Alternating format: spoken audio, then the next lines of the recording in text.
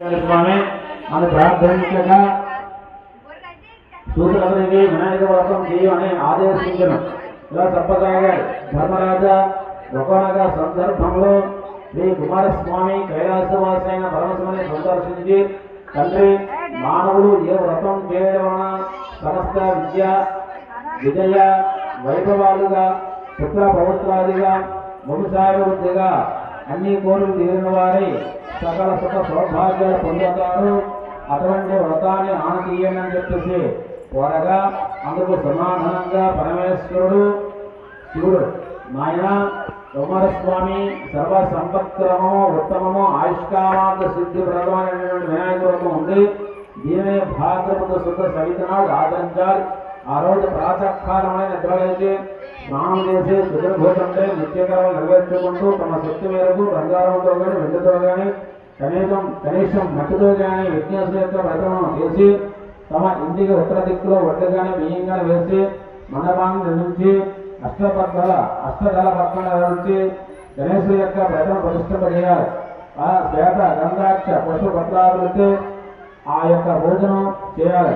దీపాలు, వెలవు, నేరేడు, శరపు మొదలైన ఫలములు ప్రత్యేకంగా రకములకు యువతి యొక్క ప్రకారంగా నివేదించి నిత్య గీత వాద్య పురాణ పఠనాదులతో భోజనం ముగించి యథాశక్తిగా వేద విధులైన వ్యక్తులకు దక్షదాంభోదలు ఇచ్చి బంధుజనముతో కలిసి నూనెను ఉపయోగించకుండా నేతితో చేసిన వివిధ భక్ష భోజ్యాలతో భోజనాలు చేయాలి. మరునాడు ఉదయం స్నాన సంధ్యలు పూర్తి చేసుకుంటూ యథాశక్తిగా బ్రాహ్మణులకు దక్షదాంభోదలతో సంతుష్టపరచాలి. ఈ విధంగా ఎవరైతే ఈ వినాయక వ్రతాన్ని చేస్తారో వారికి శ్రీ గణపతి ప్రచారణ సకల కార్యములు కూడా సిద్ధిస్తాయి. ఆ విధంగా సన్మతిని శివునిగా చెప్పబడిన ఈ వ్రతం నువ్వు కూడా చెయ్యని చెప్పేసి చెప్పాను. గతంలో విదర్భ యువరాణి హమయంతి వ్రతం చేయడం వలన తాను ప్రేమించిన నల మహారాజును పెంచాడగలిగింది. పూర్వకాలంలో గజాసురుడు రాక్షసుడు శివుని కోసం ఘోరమైన తపస్సు చేయగా అతను తపస్సుకు వచ్చి పరమేశ్వరుడు అతని ఉదరంలో నివాసం ఉండేటట్లు వరం ఇచ్చాడు. అయితే కైలాసంలో పార్వతి అమ్మవారు శివుని యొక్క జాడ కలిగిగా కంగారు పడుతూ అన్వేషించగా శివుడు గజాసురుడు యొక్క పక్కలో ఉన్నాడని చెప్పి తెలుసుకుంటూ శ్రీహరిని ప్రార్థించి ఎలాగైనా శివుని రక్షించి బయటకు తీసుకురామని వేడుకున్నది. అందుకు ఈ మహావిష్ణువు శివుడి వాహనమైన నందిని విచిత్రంగా అలంకరించి గంధర్వ వాళ్ళ మేళంలో వారు వేషం వేయించి గజాసురుడు యొక్క దగ్గరకు వెళ్ళి నందిని గంధర్వుల వల్ల ఆడించి మెప్పించి వరం కోరుకునేలా చేశాను. అంతలో శ్రీహరి గజాసురుడితో, నీ ఉద్భవనందు పరమేశ్వరుడు ఉన్నాడు, మాకు కావాలని కోరగా అంతలో శ్రీహరి అని కనిపెట్టి తనకు మరణం తప్పదనుకుంటూ భావించి శ్రీహరి ఆజ్ఞతో నంది తన కొమ్ములతో గజాసురుడి యొక్క పొట్ట చీల్చి స్వామివారిని బయట తీసుకొచ్చారు. అంతలో శివుడు గజాసురుడి యొక్క తలకు త్రిలోక ఆధిపత్యం వచ్చేదనే వరం ఇచ్చాను. గజాసురుడి యొక్క తలతో కైలాసంలో వెళ్ళాడు పరమేశ్వరుడు. అయితే అక్కడ అమ్మవారి కైలాసంలో పార్వతమ్మవారు శివుడు వస్తున్నాడని తెలుసుకుంటూ ఎంతో సంతోషించి స్వాగతం చెప్పేందుకు స్నాన అలంకారం ముగించి సమయంలో తన చేతిలో ఉన్న నలుపుతూ 10 పరధ్యానంలో ఉండి ఒక అందమైన బాలుని ప్రతిమ చేసింది. ఆ ప్రతిమ అందంగా ఉండడం కారణం వల్ల ప్రాణ ప్రతిష్ఠాపన చేసింది. అలాగే ఆ బాలుని గుమ్మం ముందు కూర్చోబెట్టి ఎవరిని రావద్దని చెప్పేసి తన అలంకరణ పూర్తి చేసుకున్న తర్వాత వస్తానని లోపలికి వెళ్ళిపోయింది అమ్మవారు. కొంతసేపటికి శివుడు రానే వచ్చాడు. కానీ గుమ్మానికి కాపలగా ఉన్న బాలుడు శివుడు ఎవరో తెలియక లోనికి ప్రవేశం లేదన్నాడు. ఇద్దరి మధ్య వాగ్వివాదం జరిగింది.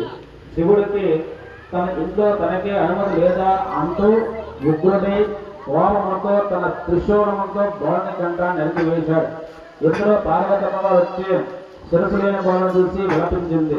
శివుడు ఎలాగైనా బాలుని ప్రతిఘటించమని వేడుకుంది. అంతకుముందే గజాసురుని సంహరించి తెచ్చిన శిరస్సును ఆ బాలుని ముండానికి అతికించాడు పరమేశ్వరుడు. బ్రతికాడు.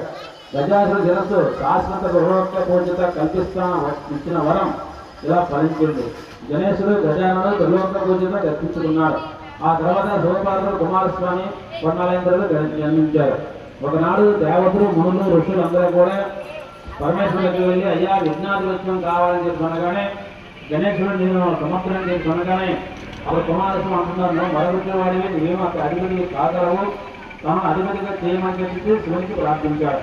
అంతలో శివుడు తన ఇద్దరు కుమారు వాక్యోద్యోగం ఉద్దేశించి, మీ ఇద్దరు ఎవరైతే ముల్లోకాల్లో పవిత్ర నదిలో స్నానం చేసి ముందుగా నా వద్దకు ఎవరైతే వస్తారో వారికి ఆధిపత్యం లభిస్తుందని చెప్పగా వెంటనే కుమారస్వామి నెమల వివాహంతో ఆగమేఘాల్లో వెళ్ళిపోయాడు. అయితే గజానన మాత్రం అతీత నుండి వేగంగా వెళ్ళలేక నదుల్లో స్నానం చేయడం రావడం కష్టమని దాని ఉపాయం ఏదైనా ఉందని తండ్రి గారికి కోరగా పార్వతీ పరమేశ్వరుడు గజానన యొక్క సూక్ష్మ బుద్ధికి మెచ్చి నారాయణ మంత్రం ఉపదేశించాడు. అయితే నారము అనగా జలములు, జలములన్నీ కూడా నారాయణ యొక్క ఆధీనంలో ఉంటాయి కనుక ఆ మంత్రంతో నదుల్లో స్నానం చేసినంత ఫలితం వస్తుందని పరమేశ్వరుడు గజానుడికి చెప్పగా వెంటనే ఆ గజానుడు ఆ మంత్రం చేస్తూ తల్లిదండ్రుల చుట్టూ ప్రదక్షిణ చేశాడు. ఆ మంత్ర ప్రభావాన ప్రతి పుణ్య తీర్థంలో కూడా కుమారస్వామి కన్నా ముందే గజానుడు స్నానం ఆచరించి ఎదురు పడేవాడు. ఇలా ముల్లోకల్లో కూడా నదుల్లో కూడా గజానుడే ముందుగా స్నానం ఆచరించడం చూసి ఆశ్చర్యపోయి కైలాసానికి వెళ్ళాడు. అక్కడ అన్నగారు చూసి ఆశ్చర్యపోయారు. కుమారస్వామి అంటున్నారు, తండ్రి అన్నగారి మహిమ తెలియక ఆదివృత్యం గోయాను నన్ను క్షమించండి, ఆదివృత్యార్హత అన్నగారికి దక్కుతుందని ప్రార్థించగా ఈ విధంగా గజానుడు విఘ్నాదులకు ఆదివృత్య అధిపతిగా ఉన్నాడు. అయితే సత్రాజిత్ రాజు ఉన్నాడు. అతనికి నృత్య సూర్యుడు శమంతకమై ప్రసాదించాడు. ఒకనొక సందర్భంలో శ్రీకృష్ణుడు అమణ్ణి తనకిమ్మని సత్రాజిత్ కలిగాడు. కానీ సత్రాజిత్ తిరస్కరించాడు. తదుపరి కాలంలో సత్రాజిత్ తమ్ముడైన ప్రసేనజిత్తుడు ఆ మణి తీసుకుంటూ హారం వేసుకుంటూ అడవిలోకి వెళ్ళాడు. అక్కడ ఒక సింహం అది మాంసం కండగా భావించి అతను చంపి ఆ హారాన్ని ఎత్తుకొని పోతుంది. అలా వెళ్తుండగా ఆ ఒక జామవంతుడు చూశాడు. అది హారం తన కూతురికి ఇవ్వాలని ఆలోచనతో వెంటనే ఆ సింహాన్ని చంపి ఆ మణిని కూడా తీసుకుని తన కుమార్తె జామవంతుని కూడా ఇచ్చాడు. సమంతకమైన ఆశ కలిగి ఉన్న శ్రీకృష్ణుడే తన తమ్ముని చంపి దాన్ని దొంగిలించి ఉంటాడని సత్రాజిత్తు బొగాలు లేవదీశాడు. ప్రజలంతా కూడా నమ్మసాగారు. ఈ వార్త విని బాధపడిన బలరాముడు ఓదార్స్తూ శ్రీకృష్ణుడు, అన్నయ్య బాధపడకండి, వినాయక వ్రతం వినాయక చవితి నాడు పాలపత్రలో చంద్రబింబం చూడటం వల్లే నాకు అపవాదం కలిగింది అని చెప్పగా చవితి చంద్రులకు అపవాదకు సంబంధమైనట్టునే బలరాముడు అడిగాడు. అందుకు సమాధానంగా శ్రీకృష్ణుడు చెప్తున్నాడు, శ్రీ వినాయక జన్మదినమైన ఒకనొక భాద్రపద శుద్ధ చవితి నాడు కైలాసంలో కొద్దిరూపుతోడి విఘ్నేశ్వరుడు ఆనంద తాండవం చేస్తూ ఉండగా అక్కడ ఉన్న చంద్రుడిని చూసి అపహాసం చేశారు. అందుకు కోపించిన వినాయకుడు, ఒరే చవితి చంద్రుడా, ఈ రోజు నుంచి నిన్ను చూసిన వారికి నీలాపనంద పాలవుతారని పోయినగా చెప్పించారు. అనంతరం ఆ చంద్రుడు దేవతలు అందరూ కలిసి ప్రార్థించిన మీదుగా భాద్రపద శుద్ధ చవితి నాడు నా జన్మదినం కానుక ఆ శివుడు చెప్పిన ప్రకారంగా నన్ను పూజించి కథ అక్షతులు తలపై ధరించిన వారికి త్వరలో అపవాదం నుండి బయటపడతారని చెప్పేసి చెప్పాను. అయితే ఈ విధంగా నేను స్వామి యొక్క పూజ చేయకపోవడం, ఆ రాత్రి పాలకొండలో చంద్రమ్మ యొక్క బింబం చూడటం వల్ల నాకు అపవాదం పడ్డాను అని బలరాముడు చెప్పగా వెంటనే బలరాముడు తక్షణమే కృష్ణుడి చేత వినాయక వ్రతాన్ని చేయించి ప్రదక్షిణ ధరించాడు.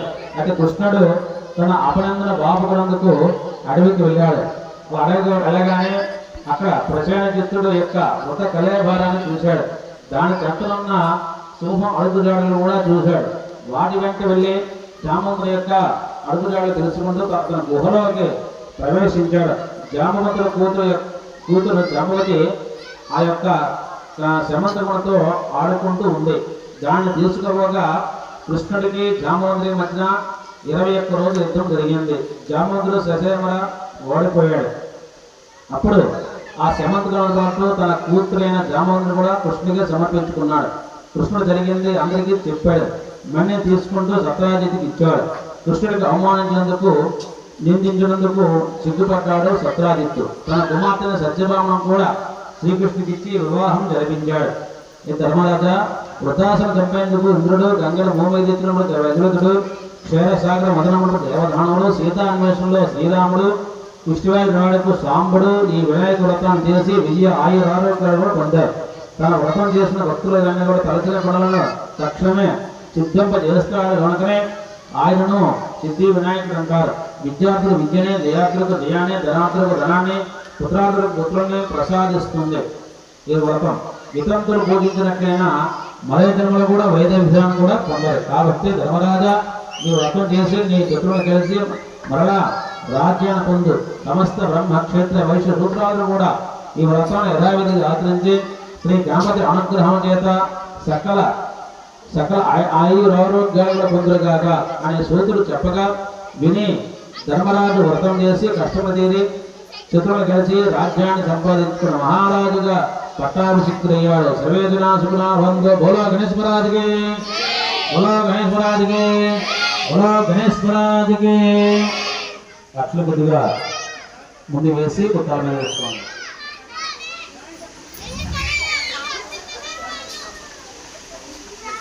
హారతి ఇవ్వండి.